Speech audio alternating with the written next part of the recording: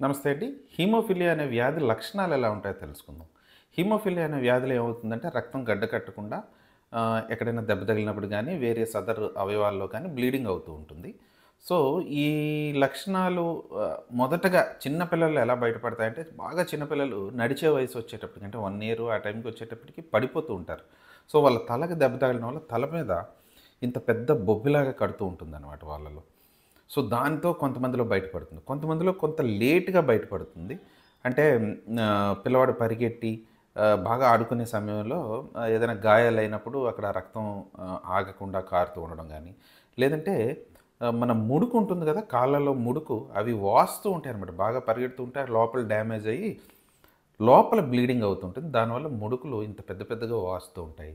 కొన్నిసార్లు ఈ ankle joint అంటే ఇక్కడ మన చేతి దగ్గర ఉండే యాంకిల్ జాయింట్స్ వాస్తూ ఉంటాయి.